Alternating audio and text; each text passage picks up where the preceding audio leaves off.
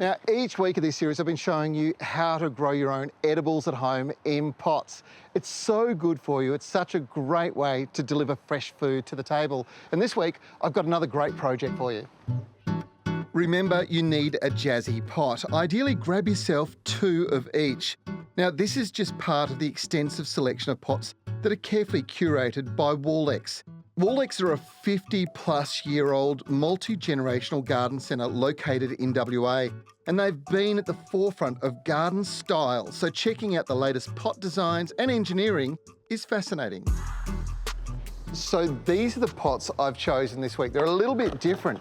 Now, they're not a really expensive pot. These are very cost-effective. They're plastic, but for all intents and purposes, you'd think they're terracotta, and they're light and easy to use. Now, the great thing about plastic pots is you can continuously use them. Pots can be recycled, but really, this is the sort of pot that you can bring in and out of the house all the time because it looks good. Now, one thing that you've got to do, make sure you get 2 and always get yourself a tray.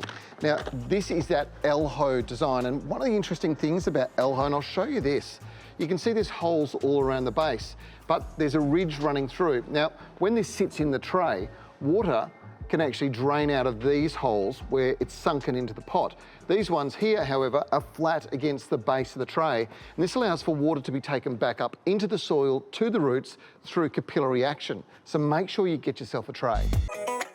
Now, my plants of choice, well, I always use the starter pots from Swan Valley Nursery. This is one of our local growers that produce the most amazing herbs, and it includes the popular ranges like Renaissance Collection, which is what you can get from leading garden centres right across the country.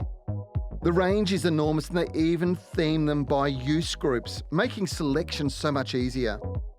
The important thing to remember, and I can't stress it enough, is that these are hungry plants. They need lots of goodness in the soil to get started.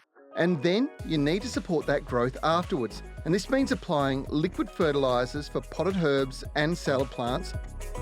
Simply mix these concentrated fertilisers into a full watering can and then just water over the foliage every week or second week so that the woody herbs get off to the best possible start, producing lots of new foliage, which is what you're going to use.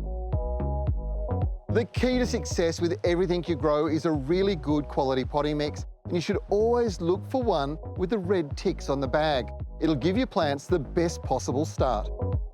Now, when it comes to plant selection, there are so many different herbs, and you might be thinking, oh, traditional, let's say oregano, but not all oreganos are the same. There's actually different types. This is a really good example. That's your traditional oregano, and going around the outside edge of the pot, it'll cascade over the side. But this is the golden oregano, and look at it. It's absolutely beautiful foliage colour and tastes exactly the same. The same goes for mint, right? We all know common mint, that's really easy to grow, but why don't you go for something different? This is the great thing about the Renaissance range. These ones here are completely different. This is a curly leaf with a little bit of a gold variegation to it. And again, it's going to cascade over the side. And that's the whole idea with this planting. A couple of tall ones in the middle and a couple cascading over the side, and you're going to be harvesting on a regular basis. And for the second pot, well, I'm going to plant this one up with some slightly different herbs. Now, we all know beetroot, it's probably one of the most common things, but there are so many different types. There's a golden one, or take a look at this. This is candy stripe. It's absolutely beautiful. And look at that beautiful red colour already. But the thing with this is you pick the foliage on a regular basis and use it in salads. Something that I use all the time is parsley, very rich source of nutrients. And I don't know if you use thyme in the kitchen very much. I do all the time. And it's absolutely brilliant. And it's so easy to grow. And this is just the beginning. It will grow and fill out, and they'll look fantastic as pot plants as they are. But when you're harvesting fresh like this, it makes such a difference to the quality of food you're eating in the kitchen. It's healthier and really good for you. But just remember, keep the fertiliser up to them, because when you're feeding, you just keep that growth coming on, you keep the nutrients in it. That means that the food you're consuming is better for you.